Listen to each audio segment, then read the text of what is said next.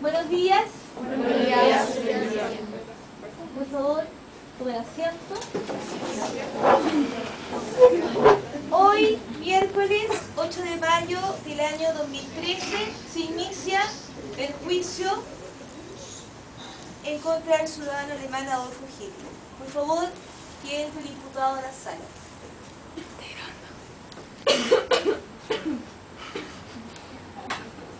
De pie, por favor. Señor Adolfo Hitler, en este juicio a usted se le imputan los cargos de invasión a Polonia en el año 1939, violando el Tratado de Versalles que establecía las condiciones de paz en Europa. Se le acusa también de causar el holocausto con la muerte de más de 17 millones de personas. Búsqueda de la superioridad de la raza aria, violando con esto todos los derechos humanos. Se le acusa también de crear la Gestapo, dictar leyes antisemitas y crear campos de concentración. Por favor, tome asiento. Vamos a dar inicio a este juicio. Siéntese, por favor. El señor fiscal, ¿tiene su testigo? Sí. Por favor, llámelo al estrado. Llamo al estrado a la señorita Mary Kogan, judía que estuvo en los campos de concentración a los 4 años de edad y hoy en día ya tiene 14 años.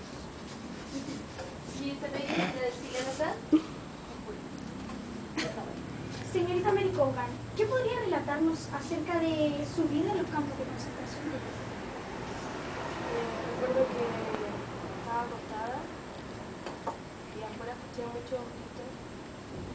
Mi mamá me dijo que saliéramos a la café.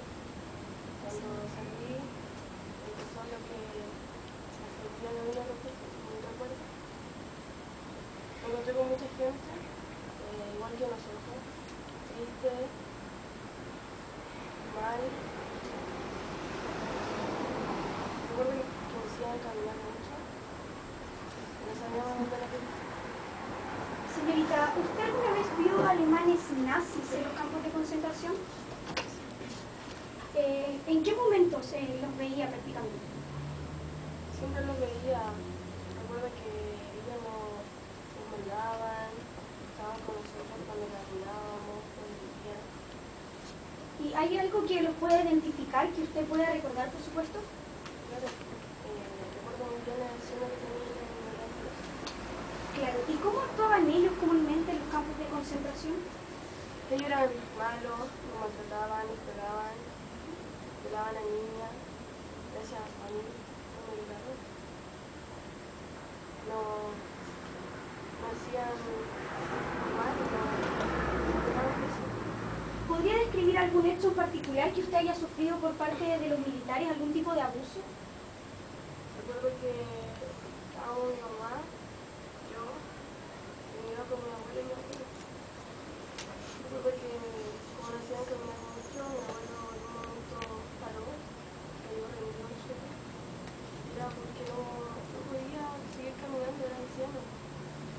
Y mi mamá le rogaba llorando que se parara, que no lo matara. Y uno de esos hombres paró y cayó en un golpe. Señorita Mary Kogan, ¿reconoce usted a este hombre? ¿Escuchó alguna vez el nombramiento de Adolf Hitler en los campos de concentración? ¿En qué momentos en particular? Cuando ese día de que los hombres que estaban allí siempre eran dirigidos por su nombre. ¿Sabía usted que él era el que estaba detrás de todo esto? Objeción. Saludar, por favor. ¿Usted alguna vez vio a Hitler en el campo de concentración? ¿Alguna vez supo de una orden directa de Hitler que se desarrolló en el campo de concentración? Entonces no hay prueba legítima de que Hitler haya ordenado la muerte de sus abuelos y los demás. Por favor, siéntese. Señorita Mary Cogan, ¿a qué se deben las cicatrices que usted tiene?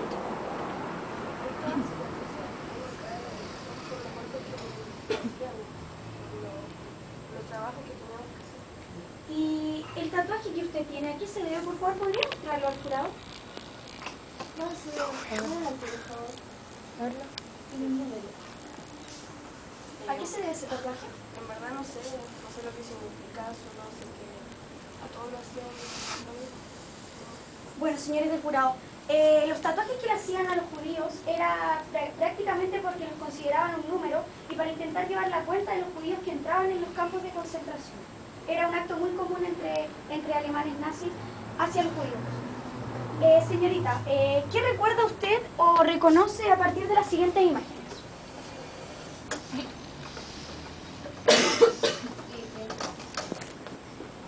Recuerdo que ahí a nosotros nos ponían en fila y nos disparaban y nos mataban y Señorita Mary Cogan, ¿cómo usted se salva de esto?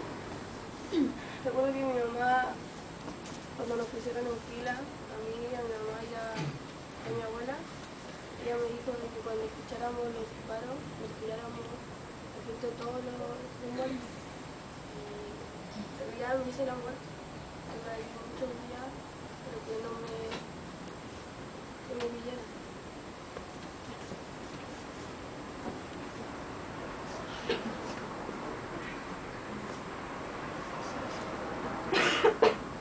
¿Podría contestar a este reconocimiento?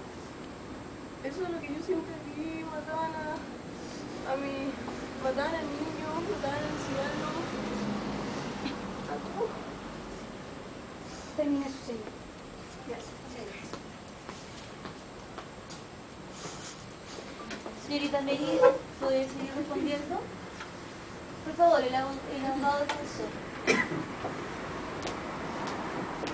Señorita Mary Cogan, ¿usted alguna vez, después de los hechos en el campo de concentración, fue tratada por especialistas? ¿Cómo puede corroborar que ellos sí eran nazis? Creo que porque sentían que son para nosotros, por lo que llevábamos puesto, por el signo que llevábamos. ¿Cómo puede recordar con exactitud, habiendo sufrido diversas alteraciones traumáticas? Objeción, su señoría. Al lugar. Primero que nada, a los 4 años ya existe una estructura en la mente para poder recordar mejor. La mente tiende a bloquear todo hecho traumático, pero estas pueden ser activadas fácilmente. Es cierto que pueden existir algunos tipos de lagunas mentales, pero psicológicamente la memoria tiende a no olvidar hechos de tal traumatismo. En los juicios estos testimonios son totalmente válidos. Por favor, continúe el interrogatorio. ¿Cómo puede comprobar debido a los efectos postraumáticos que no se exageraron los verdaderos hechos? ¿Usted cree que yo estoy exagerando? ¿Usted cree que esto es mentira, todo lo que yo viví, la muerte que yo pasé? Señorita Mary, por favor. Señorita Mary, ¿puede seguir respondiendo? Señorita Mary.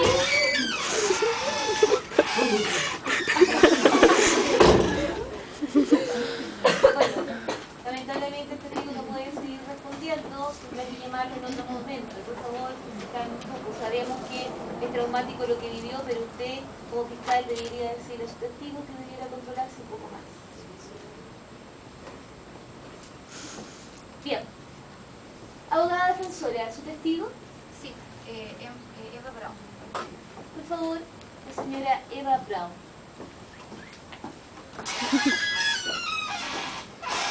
Señora Eva Brown, ¿pudo decir la verdad? Por favor. Para los que no la conocen, ella, Eva Brown, fue la amante y posterior esposa de Adolf Hitler. Señorita Eva Brown, ¿cómo conocía a Adolf Hitler? La verdad es que lo llegué a conocer muy bien cuando trabajaba en la Photo House Hoffman como ayudante con el señor Heinrich Hoffman. En ese entonces tenía unos 17 años tal vez. Y recuerdo que fue un año antes de la muerte de su sobrino Willy Rombal. Al principio Adolf se mostraba algo tímido. Gracias a presiones mías fue que logró tener un desplante hacia mí. Posterior a eso, cuando su sobrina se suicidó, fue devastador para él, totalmente devastador. Y en ese entonces empezamos a vernos en secreto. Igual él debía dar la imagen de dictador solitario. Y finalmente me ofreció que me fuera a vivir con él. Y luego de convivir juntos, ¿usted gozó de una vida mejor o hubo cambios en su vida? Yo creo que sí. Hubieron muchísimos cambios, fue un mes increíblemente ajetreado. Y la verdad es que en esa época mis padres no estaban muy de acuerdo con la decisión. Pero aún así yo me sentía muy feliz, porque sabía que estaba con mi amada y no necesariamente tenía que imponerse de reglas. ¿Hitler alguna vez trató de forzarla con respecto a algo de forma tanto física como psicológicamente? Nunca. Era muy respetuoso y un tanto tímido. ¿Por qué esa atracción especial hacia Hitler? ¿Qué tenía de especiales? Era un hombre sumamente carismático, tenía un gran sentido del humor aunque no lo pareciera. Y la verdad es que no era como todo el mundo lo pintaba. Era muy satanizado por la visión americanista. Y esa imagen que proyectaba no quiere decir que sea la verdadera. ¿Usted alguna vez apoyó el Partido Nacional Socialista? Desde sus inicios. De hecho, iba a escuchar en un principio, a escondidas, claro, porque mis padres no lo permitían, a la taberna donde él hacía su discurso. ¿Y cómo lo trataba Hitler habitualmente en su vida diaria? Habitualmente era muy respetuoso, un tanto reservado. La verdad es que nunca llegó a ser una persona que dijera mucho las cosas. Era muy reservado con lo que era su trabajo y lo que era el hogar. No le gustaba mezclar las cosas. No le gustaba que la gente de su trabajo se metiera tampoco en sus relaciones interpersonales.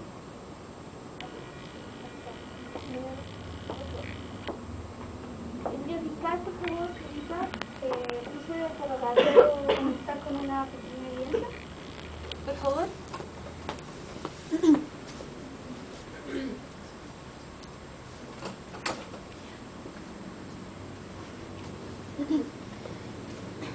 Buenos días, señorita Barrón. Buenos días. Señorita, a partir de este extracto sacado de su propio diario de vida, lo voy a leer, que escribió usted el 11 de marzo de 1935, dice: solo quiero una cosa, me gustaría estar gravemente enferma y no saber nada de él al menos durante una semana. ¿Por qué no me pasa algo? ¿Por qué tengo que pasar por todo esto? Si nunca me hubiera fijado en él, soy muy desdichada. Saldré y compraré más polvos para el sueño y entraré en un estado de medio sueño y luego no pensaré más en ello. ¿Por qué ese mal no me lleva con él? Sería mucho mejor con él que como es aquí. Señorita Barrón, ¿por qué usted expresa tanta infelicidad y tanta desdicha? Usted no me conocía en ese entonces.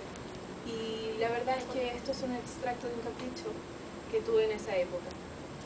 Por ende, usted no puede decir que yo era totalmente infeliz. Es a través de lo que usted expresa, señorita Barrón. Señorita, ¿a qué se deben sus reiterados intentos de suicidios? Más que nada por el tema del capricho y el celo. ¿Celo a quién? Era rodeado de mujeres y en esa época había muchísimos rumores de que me engañaba con muchísimas otras. ¿Y por qué usted nunca le cuenta a Adolf Hitler acerca de estos suicidios? ¿Por qué habrías de contárselo? Después de todo, igual se enteraría su marido. Señorita Barrón, ¿su familia estaba de acuerdo con la relación que usted tenía con Adolf Hitler? Nunca. ¿Y por qué no? ¿Qué pensaban de él? Mis padres eran muy conservadores, pensaban lo que todo el mundo pensaba, de sí, ¿verdad? De hecho, no querían que yo me fugara con él y que viviera con él. Le pidieron a Adolf que no me llevara sin al menos desposarme. Finalmente Adolf ofreció pagar una pensión alimentaria a mi familia y salimos los dos de ese lugar. Señorita Eva Braun, ustedes deciden casarse un día antes de suicidarse. ¿Por qué realiza esto? Siendo que en realidad esto se podría tomar de alguna mala manera. Objeción. Al lugar. Se está persiguiendo un testigo y aquí es total decisión de ella haber actuado de esa forma. Muchas gracias. Siga, Una por pregunta. favor. Sí, ¿Por qué decide casarse un día antes de suicidarse realmente? Yo lo corroboré antes y lo vuelvo a corroborar ahora. Yo me casé con él un día antes de nuestro suicidio porque debía dar la imagen de un dictador solitario. No podía dar la imagen de un hombre que podía ser dominado por una mujer. Él debía estar casado con Alemania, no con una mujer. Señorita Aurora, el chofer de Adolf Hitler, Heinrich Kemp, comenta: Eva Braun era la mujer más infeliz de Alemania. ¿Qué opina usted de esto? Se me ve infeliz. Y además yo creo que es estúpido. ¿Cómo alguien que me ve solamente 2 veces al día, o 3 si es que salgo, puede decir que yo soy la mujer más infeliz del mundo? ¿Supo usted algo sobre el Holocausto? Sí, me enteré por medio de una amiga, muy querida amiga, Ayn Rand, que su marido, Karl Brandt, era partícipe del Holocausto. Era uno de los médicos que hacían pruebas de testeos. Pero claro, la pobre estaba horrorizada por todo el tema. Su marido siempre se lo ocultó y ella se enteró por medio de papeles. Señorita, finalmente, ¿cree usted que Adolf Hitler es el causante de la muerte de tantas personas? No lo creo. No creo que una persona que haya sido controlada por su partido, o controlado por toda la gente que tenía atrás, controlado por todos los prejuicios que se tienen, y controlado por todas esas civilizaciones que le dan la visión americanista, no creo que él haya sido el culpable de todos esos asesinatos y de todos los crímenes que influyó. Gracias. Muchas gracias. ¿Alguna otra pregunta? Señora Braun, por favor, retírese. Muchas gracias. Bien. Señor fiscal, por favor, ¿hay otro testigo? No. Llamo a esta corte al señor Adolfo Hitler, por favor, para su interrogatorio. Señor fiscal. Señor Adolfo.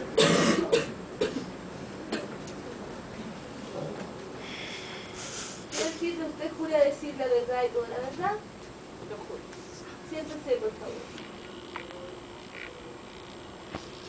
Señor Adolf Hitler, ¿cuál es el motivo por el cual usted decide invadir Polonia? Para hacer justicia al pueblo polaco. Admito y admiro a nuestros republicanos. Yo mismo di instrucciones a los bajos para que conduciera esta guerra de manera humanitaria, atacando solamente a los oficiales. En su momento, el mariscal polaco declaró a la radio que quería destruir a Alemania en 1000 pedazos y destruirme a mí. Yo no podía permitirlo. Señor, con respecto a la violación del Tratado de Versalles, ¿qué justifica esta acción? Eso debería preguntárselo al señor Chamberlain and Dalak. ¿Qué está tratando de decir con esto, señor? Ellos me lo permitieron con su política de apaciguamiento. Tengo que recordar en el acuerdo naval que hicimos en el año 1935, en donde el gobierno británico manifestó que ellos habían sido estrictos con nosotros en el Tratado de Versalles. Y finalmente, 3 años después, en 1938, en la conferencia de Múnich, ellos firman un pacto junto conmigo y Mussolini, en donde me dejan total libertad de adquirir los países que siempre debieron ser alemanes. 1 año después es donde yo invado Polonia, en septiembre de 1939. Con respecto al campo de concentración de Auschwitz, señor Adolf, que es situado en tierra polaca, que cuenta con su haber en la mayor cantidad de asesinatos, alrededor de 4 millones de personas. ¿Estaba usted consciente de todo esto? Antes déjeme decirle que en realidad Auschwitz tenía una cifra de 1,5 millones de personas muertas. Y en realidad sí, yo estaba consciente. ¿Estaba de acuerdo con esta cantidad de personas muertas? Señor, con respecto a la solución final, que planteaba el exterminio sistemático de todo lo que se resultara inútil para la población alemana, desde esclavos, gitanos, homosexuales y lo principal, los judíos. ¿Qué justifica esta acción y cuál era realmente el fin de esto? Objeción. Al lugar. La solución final fue gestionada por Heinrich Himmler, jefe de las SS, y también fue colaborada por Adolf Eichmann, teniente general de las SS. Esto se acordó en la conferencia de Wannsee el 29 del 42, donde Reinhard Heydrich acordó que él era responsable directo de la solución final. Muchas gracias. Señorita, ¿puedo responderle la pregunta? Como dijo mi abogado, yo solo fui el de la idea, ellos fueron los ejecutores. Y cuando me refiero a ellos, me refiero a Himmler, Heydrich, Göring y Eichmann. ¿Puedo decirle algo? Sí, por favor. Señores del jurado, yo les pregunto a ustedes, les voy a poner en una ocasión particular. Si un hombre X manda a matar a alguno de ustedes, a alguna de su familia, con 2 personas, les pregunto, ¿es igual de culpable el que mata y el de la idea? Los dejo a su juicio. Señor Adolf, en el año 1935 usted dicta las leyes de Nuremberg, donde explicita la segregación de los judíos. ¿Por qué realiza esto? Tengo que recordarle específicamente en Isaías, capítulo 17, versículos de 2 al 3, en donde los judíos manifiestan en que destruirán las naciones. Quieren que peleen entre sus propios hermanos, y nosotros lo permitimos durante muchos años hasta la actualidad. Yo no podía permitirlo en Alemania.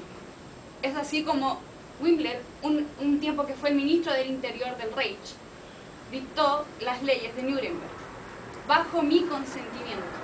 Además, debo aclararle que las leyes de Nuremberg no fueron bajo ninguna discriminación religiosa, sino más bien para evitar que la raza aria sea combinada con la sangre judía. Finalmente, señor Adolf, yo le pregunto a usted, con respecto a lo que usted acaba de decir de la raza aria, ¿considera usted que se pasan a llevar los derechos humanos? Déjeme decirle una cosa, señorita, y espero que todo en esta sala le quede bien claro. Por favor, señor Hitler, corrigiendo. Perdone, su señoría. Diga lo que tiene que decir.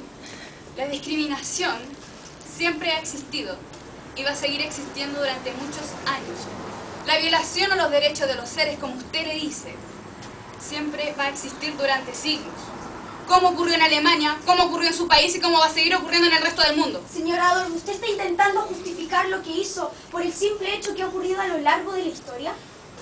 Entonces también debería llamar a personajes como Stalin, como Mao. En este momento estamos intentando enjuiciarle a usted, señor. Bueno, entonces yo le respondo que sí, yo lo justifico porque yo estaba en guerra contra los judíos y en la guerra todo se va. Eso sí. Muchas gracias, señor. Por favor, señor Adolfo, le pido que guarde la compostura durante el juicio, en lo posible. Abogada defensor, procede a interrogar a su testigo. Señor Adolf Hitler, cuéntenos sobre su lugar de nacimiento, sobre su familia e infancia. Bueno, yo nací en Braunau, en la frontera de Austria con Alemania, bajo el seno de una familia bastante humilde, con mi hermana Paula, mi padre que era funcionario de aduanas y mi madre, a la cual respeto mucho, que era dueña de hogar. Mi infancia fue marcada por maltratos por parte de mi padre.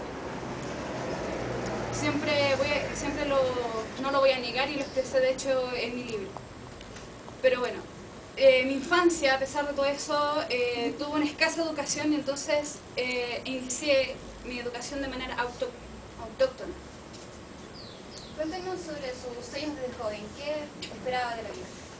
Yo desde muy joven siempre quería ser pintor. De hecho, fui a Viena a estudiar en pintura para poder desempeñarme en esa área. Lamentablemente no se pudo y fue ahí donde me formé como persona, en Viena. Y en Viena, ¿qué situación económica vivía? Deplorable. Dormía en las calles e incluso llegué a comer la propia suela de zapato. Fue en Viena donde me formé como persona y adquirí este pensamiento antisemita, ya que en la sociedad ya estaba implantado hace bastante años esa ideología. ¿Y qué lo ayudó a introducirse en el Partido Obrero Alemán? Anton Dexter. Aún no lo voy a olvidar cuando leo uno de sus discursos en el periódico. Trato de contactarlo y él fue uno de los que me introdujo en el Partido Obrero de aquellos años. Y tengo que decir además que fue el coautor de los 25 puntos de la programación del Partido Nacional Socialista. ¿Y puede contarnos quién es Reinhard Heydrich? Heydrich, mi querido compañero Heydrich, no salió a la palestra. La bestia rubia era más bien conocida en el partido. Él fue el que convocó la conferencia de Wannsee en 1942, en donde él postula y escribe específicamente el exterminio sistemático de todos los judíos. ¿Quién es su compañero Himmler era su mano derecha. Ellos fueron los que estuvieron detrás de toda la solución final o el holocausto. Como le dije, yo solo fui el de la idea y ellos fueron los ejecutores. De hecho, Heydrich en su momento manifestó que él era el encargado de desterrar toda la basura de Alemania. ¿Y cuál era el fin principal o el primero, el que se postuló, que serían los campos de concentración? En un principio los campos de concentración estaban destinados a ser campos de trabajo. Objeción, su señoría. Al lugar, por favor. Según evidencia. No es lo mismo que usted dijo en este discurso.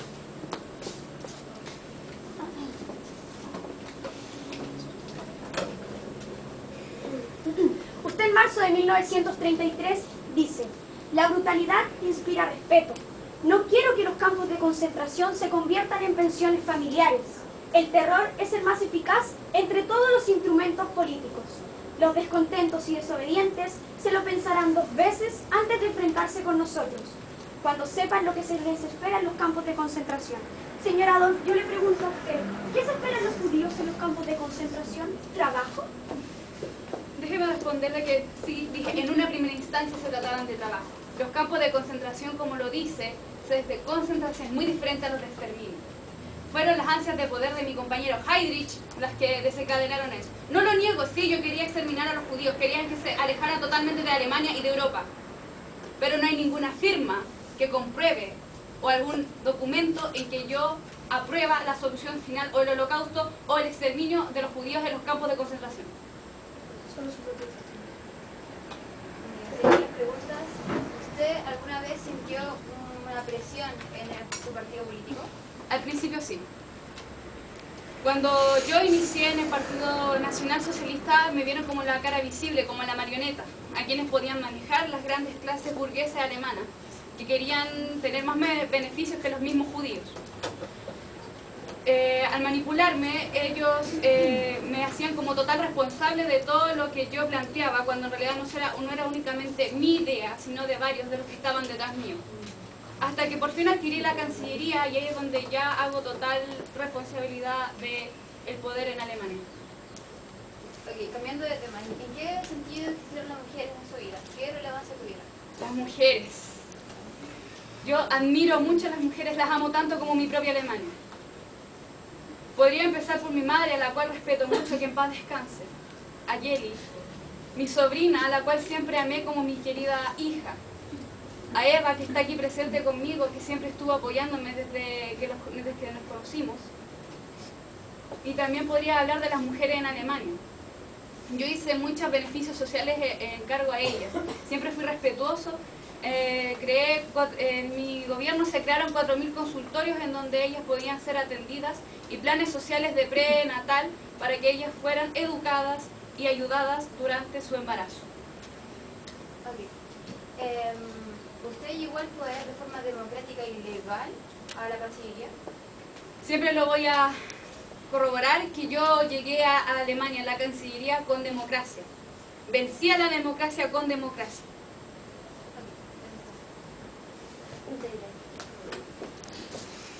¿Más preguntas? Bien. Señor Adolfo Hitler, en este momento usted puede dirigirse al jurado durante 10 minutos para hablar a favor de su inocencia. Por favor, de pie. Pido por favor que mi abogado muestre una evidencia.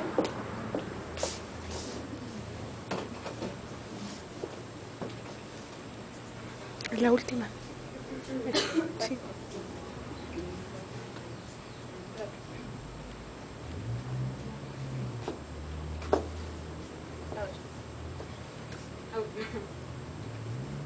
Muy bien, quisiera empezar ratificando estas oraciones. Los representantes calificados de las organizaciones abajo firmantes declaran al gobierno del Reich que están decididos a poner en marcha a todas las medidas posibles de represalias económicas y financieras y especialmente llevar a cabo y generalizar el boicot sistemático de los productos alemanes. hasta que no se haya devuelto a los judíos de Alemania todas las facilidades que se les han sido arrebatadas de existencia moral y no han sido restituidos en la integridad de derechos de los demás ciudadanos alemanes. Esto fue una carta que me envió la Liga Internacional contra el Antisemitismo en 1933. Soy partidario de la guerra santa contra Hitler. Quiero la guerra. Eso lo dijo el rabino Stephen Weiss, miembro de la organización Brain Trust del presidente Roosevelt, en 1933, cuando yo recién estaba nomás iniciando mi cancillería. Ellos dicen que los estados totalitarios quieren gobernar la tierra, cuando ellos de verdad han sido los que han gobernado durante muchos años el mundo. Han manejado la opinión pública mediante el manejo de prensa. ¿Qué les queda a ustedes? Los países han sido paraísos para algunos, infinitas miserias para muchos otros. Yo les digo a ustedes que estoy a vuestra disposición. Su decisión decide lo que va a ocurrir con mi persona. Los alemanes han sido desterrados de sus propias tierras, han sido aniquilados, han sido matados, y nada más que por el pueblo judío, por ansias de poder. Yo les rectifico a todos ustedes que Alemania nunca va a dar pie atrás a lo que ocurrió en el mundo, lo que va a ocurrir, lo que puede ocurrir. La guerra se hizo con fines capitalistas. Y específicamente los crímenes de guerra se hicieron bajo la guerra de quienes la convocaron. ¿Y quiénes puedo nombrar en este momento? Sino Francia, Inglaterra. Ellos me declararon la guerra a mí. Yo les digo a ustedes que la desembocadura de las millones de personas que murieron no ha sido más que por ellos. Yo solamente hice lo mejor para mi país. He hecho mucho, pero no se supo todo. Alemania lo puede corroborar. La historia lo hacen los vencedores. Queridas señoritas, los dejo a juicio de ustedes. Sean objetivas. Como les digo, les repito, que les quede bien claro, la historia la hicieron los vencedores. No es necesario que se sepa todo lo que hice, pero de verdad que he hecho y lo he hecho bien. Yo lo hago por mi Alemania, lo hago por mi país, lo hago por los alemanes, para el pueblo alemán. Si yo soy culpable, sí lo soy culpable de amar tanto a Alemania como supongo que ustedes aman a su país. Muchas gracias, su señoría. Say hi. Por favor, en la sala, repítase estas expresiones políticas. Señor Adolfo Hitler, por favor, retírese. Gracias, su señoría.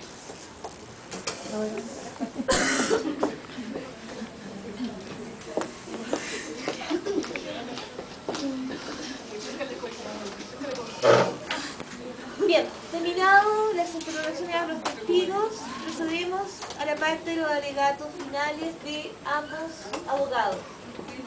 Por favor, señor fiscal, diríjase al jurado con sus últimos argumentos, por favor.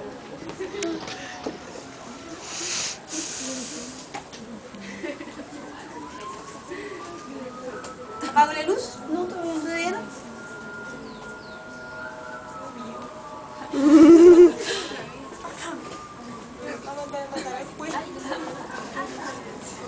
Bien. No, profe, no. Si es necesario la... Perfecto. Puede empezar.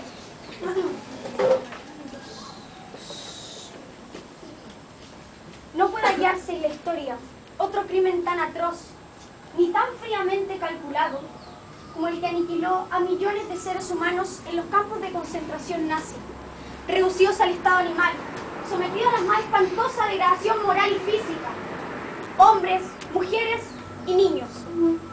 Y quiero que por favor, señoritas, se detengan a reflexionar en cada una de las personas que murieron en los campos de concentración, no en un número, no en 6 millones de judíos, en cada una, en cada niño, en cada mujer y en cada hombre, que fueron salvajemente llevados a las cámaras de gas, pensando que se iban a dar una simple ducha y terminando ahogados. En esta tabla podemos ver la estimación de personas judías antes de la guerra. Y acá después de la guerra, o sea, la gente aniquilada, los judíos aniquilados. Vemos, por ejemplo, en Polonia, que antes de la guerra habían 3.300.000 judíos, pero luego las personas aniquiladas fueron 3 millones, es decir, un 90% de la población judía que había en Polonia. Y así, en muchos casos que se ven acá, como por ejemplo en Alemania, en Austria, que también se elimina prácticamente el 90% de la población judía. Yo les pregunto a ustedes, ¿este cálculo es justificable con algo? Las obsesiones y los ideales extremistas de Adolf Hitler son claros signos de traumas psicológicos.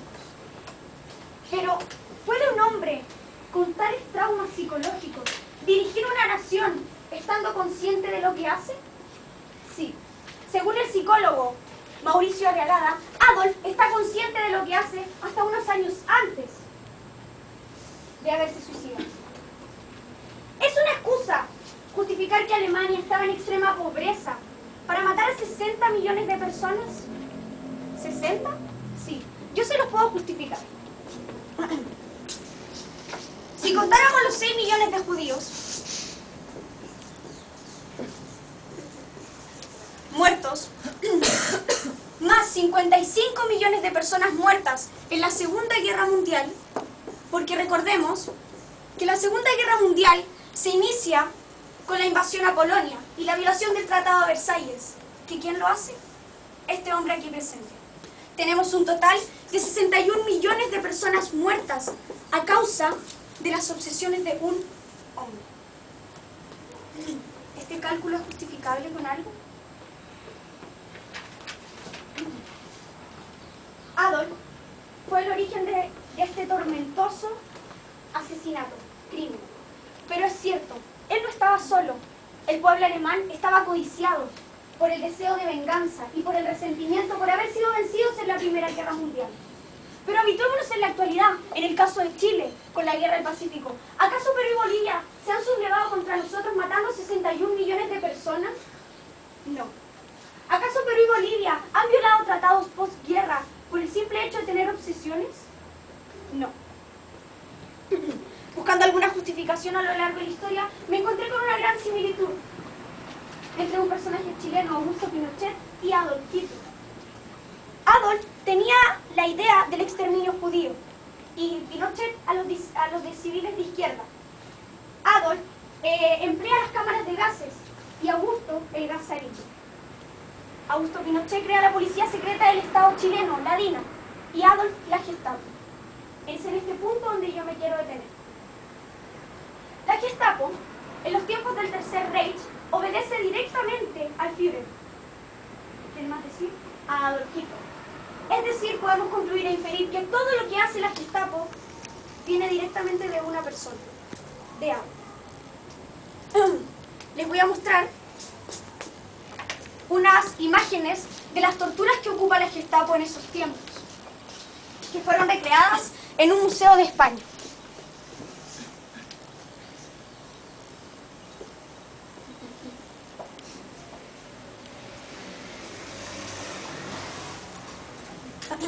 Por ejemplo, esta es una recreación de las habitaciones donde metían a las personas que la Gestapo aprisionaba, porque recordemos que era una policía secreta.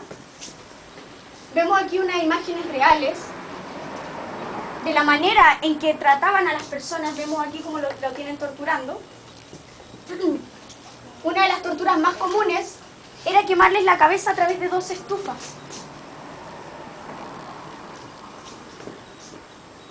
Vemos también que ponían una tetera caliente para que cayera el vapor y les quemara la cabeza.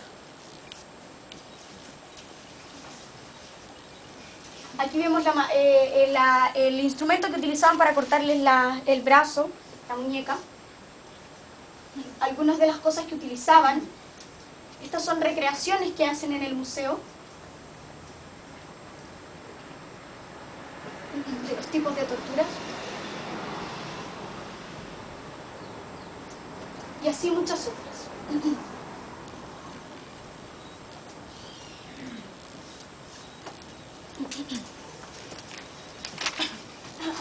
Hacia el año 1935, Adolf dicta las leyes de Nuremberg, donde explicita la segregación de los judíos.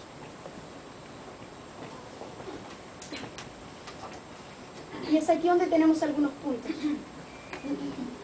Por ejemplo, se prohíbe el matrimonio entre judíos y alemanes.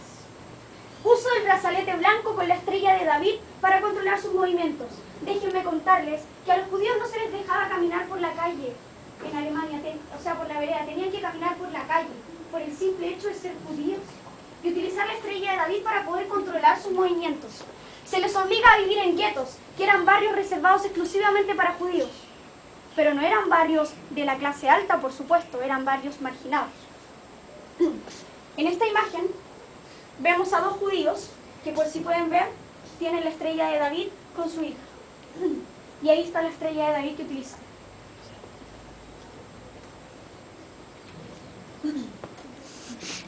Al igual que Hiroshima, Auschwitz constituye un hito histórico que separa un fin de un comienzo. Y es un terrible monumento para los errores de un hombre, pero también es signo de un futuro mejor. Los experimentos judíos pasaron desde meterlos a una tina a menos 30 grados bajo cero para poder esterilizarlos, hasta cortarles los genitales, sin anestesia, recordemos.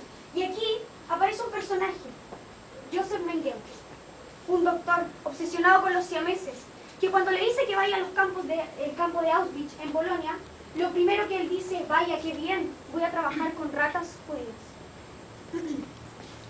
Acá hay algunas imágenes de la manera en que los esterilizaban. Por ejemplo, vemos un hombre que le cortan la parte de los testículos para que no eyacular. Vemos aquí una mujer. Joseph Mengele tenía muchos tipos de experimentos que realizaba en los campos de concentración y nadie lo controlaba, por supuesto. Y una de las obsesiones más grandes de este hombre eran los siameses. Él le inyectaba químicos en los ojos para ver si cambiaban sus ojos de color. Intentó hacer amputaciones y intentó la recreación de siameses. Por favor, piensen un instante en cada uno de los experimentos que él realizó.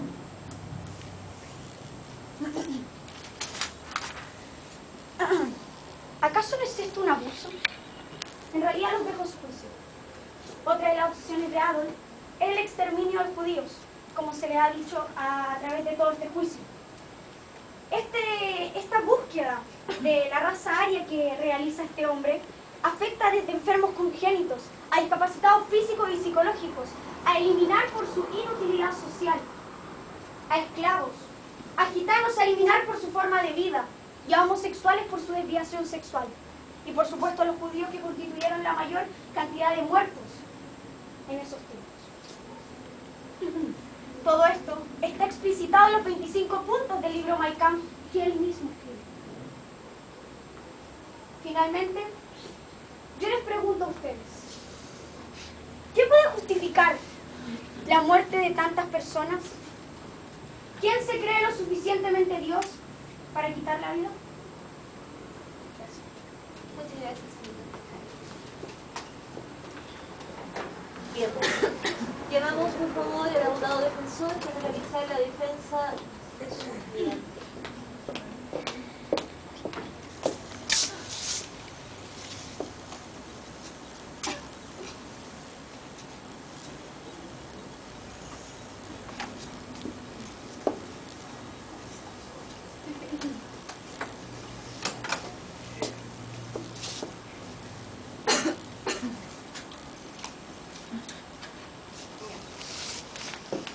Hitler, desde hace décadas, ha tratado de comprender cómo un ser humano como él llega a ese grado de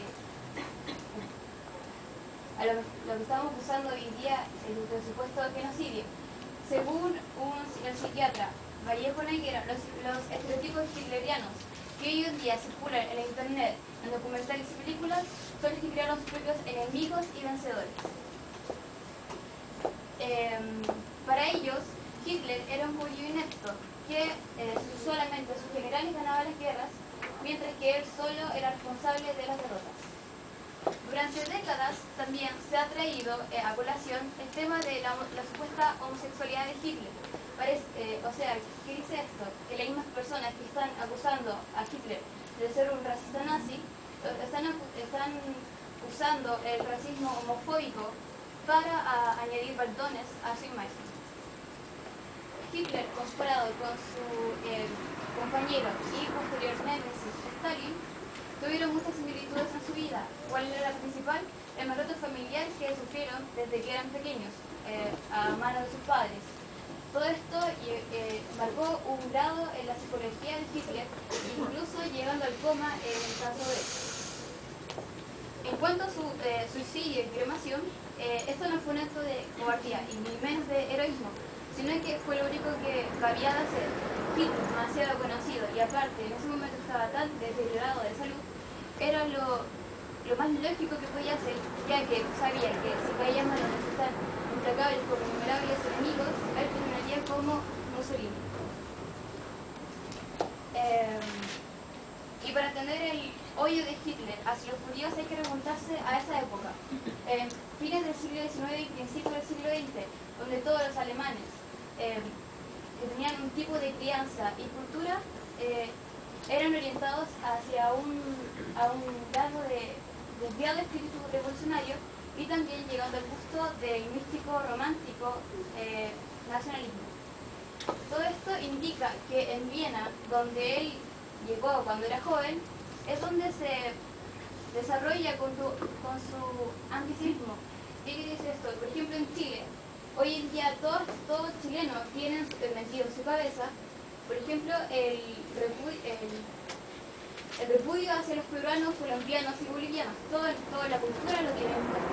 Entonces, ¿qué pasaba en Alemania en caso de esto? Eran con los antisemitas. Esto pasaba tanto en clases de pobres como en la burguesía. También, otro hecho que se suma al odio hacia los judíos era el Tratado de Versalles, que contenía innumerables concesiones en cuanto a dinero se trataba.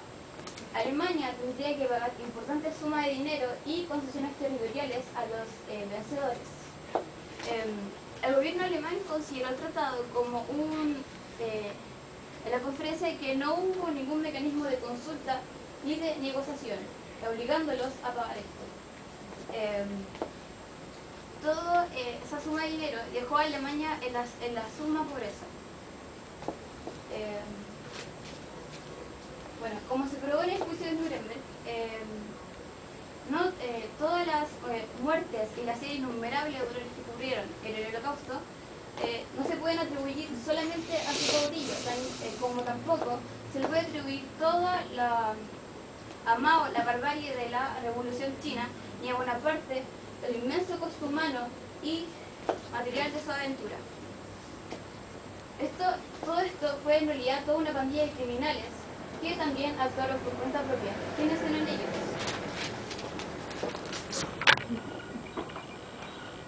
Adolf Eichmann y Heinrich Himmler, ellos controlaban las SS, también Heinrich Himmler y Reinhard Heydrich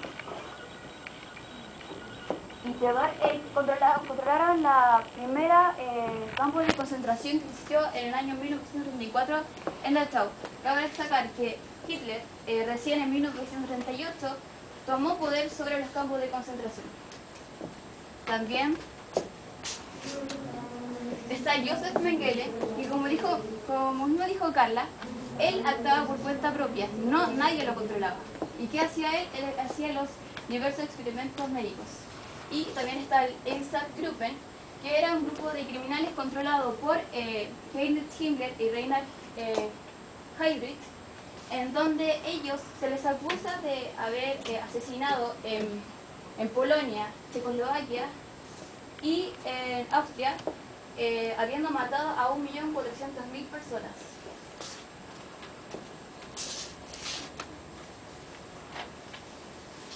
Se juzga a Adolf Hitler por ser el supuesto anticristo del siglo XX. Pero hablemos de los buenos, los aliados, los que supuestamente nos salvaron al mal que nos hacía Adolf Hitler. ¿Quién juzgó a Estados Unidos cuando envió la bomba de Hiroshima y Nagasaki? ¿Alguien enjuició a ellos? ¿Alguien fue ejecutado por esto? No, nadie fue ejecutado. También, ¿quién enjuició a Estados Unidos por las muertes ocurridas durante la Segunda Guerra Mundial? Este es un cuadro sobre todas las personas.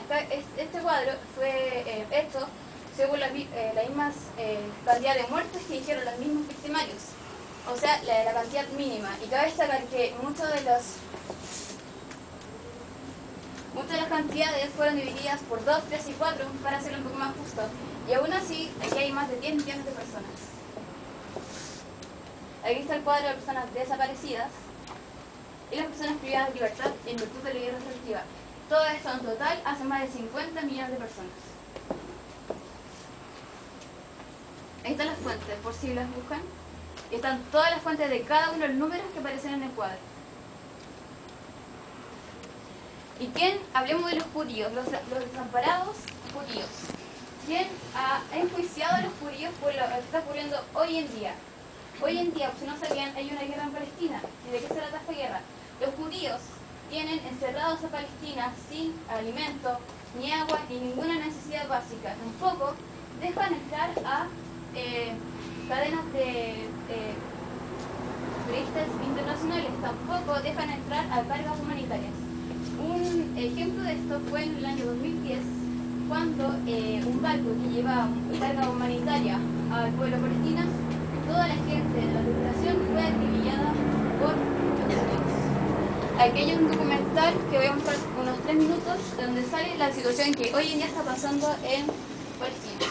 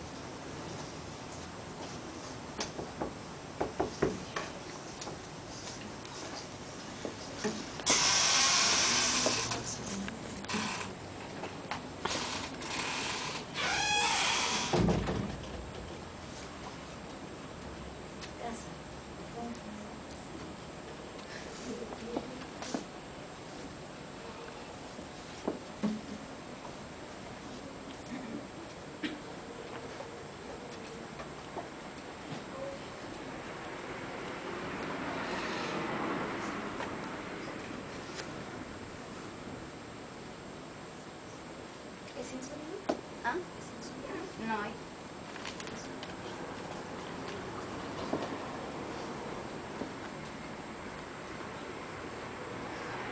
Es el único documental o video que existe sobre lo que está pasando allí, ya que ellos se infiltraron ahí.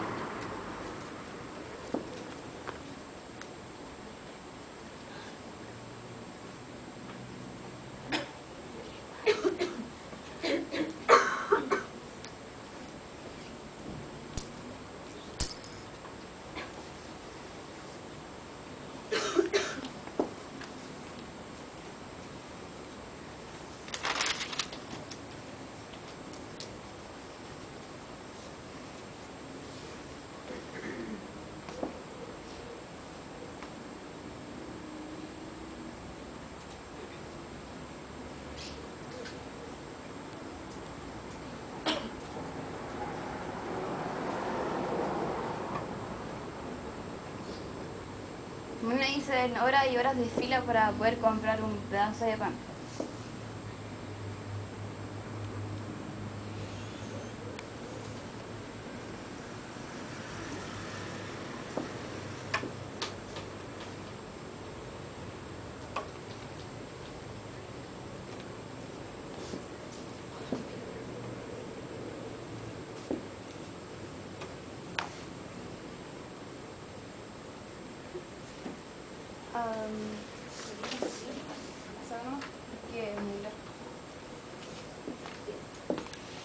Como bien vieron aquí nadie ha intervenido. Aquí nunca ha intervenido la Corte Penal Internacional. Nunca ha intervenido la Organización de las Naciones Unidas. ¿Por qué? Porque la Organización de las Naciones Unidas es de quién? De Estados Unidos. Y Estados Unidos tiene de aliado a los judíos. ¿Saben que según un famoso escritor y periodista, Michel Colom, Estados Unidos le da $3 billones al año a Israel para que ocurra esto? También Rusia, la Unión Europea, le da, solventa armamento todos los años a Israel para también que ocurra esto. Y también sobre el Holocausto.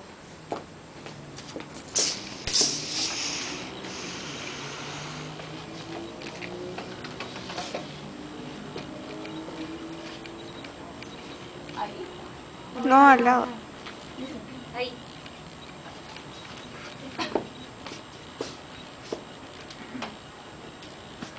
Sobre el Holocausto, no existe una cifra exacta, ya que hay un sinfín de fuentes donde se puede sacar un número.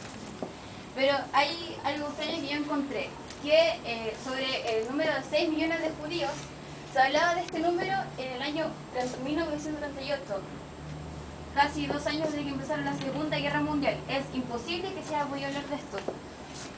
También, el 20 de mayo de 1920, el Congreso Judío Americano escribía: Fondo para víctimas judías de la guerra en Europa Central, donde 6 millones se enfrentan horrorosas condiciones de hambre, enfermedad y muerte. Incluso artículos del New York Times anteriores a 1927 ya hablan también de cosas tales como 6 millones de judíos y holocausto. ¿Cómo es posible que esto ocurra? ¿Cómo es posible que ya hayan determinado cuántas personas iban a morir? También hay una serie de imágenes que aparecen en películas, documentales, sobre el supuesto holocausto. También está esta donde decían que los judíos subían a los trenes y los llevaban a los campos de concentración.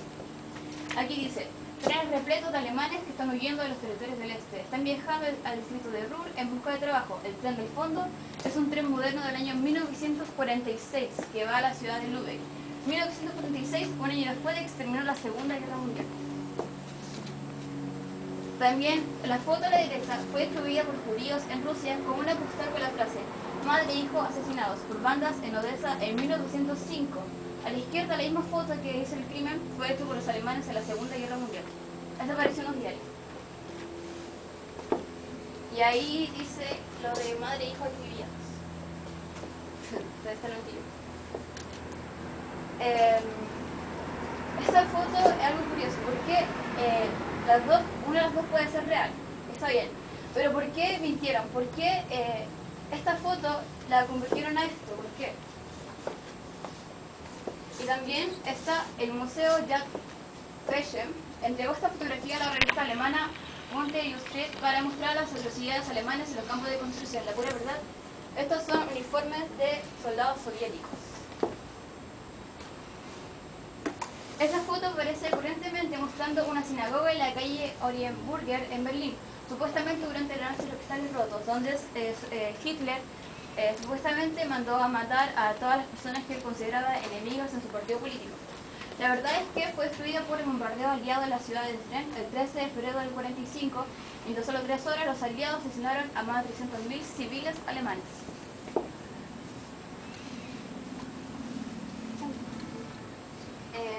Esta foto también es el mismo de antes, pero se muestran soldados soviéticos.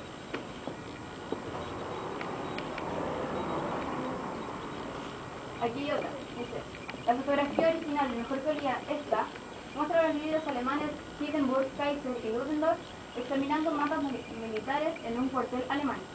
El diario francés Les Annales del 27 de enero del 18 tocó la imagen y muestra un mapa de los Balcanes y parte de Rusia para mostrar la megalomanía de los alemanes, incluso cambiar la escala.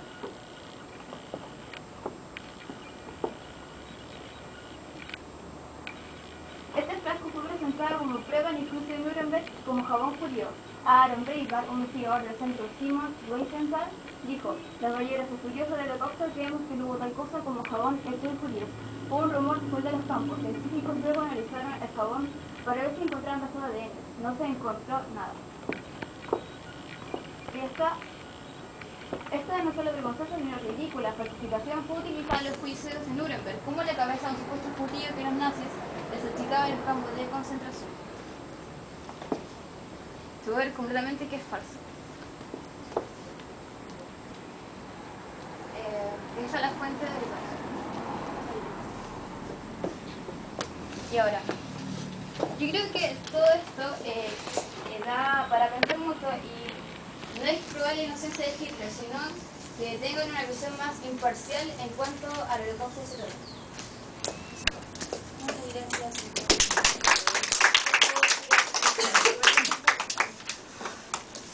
Bien, le pido al jurado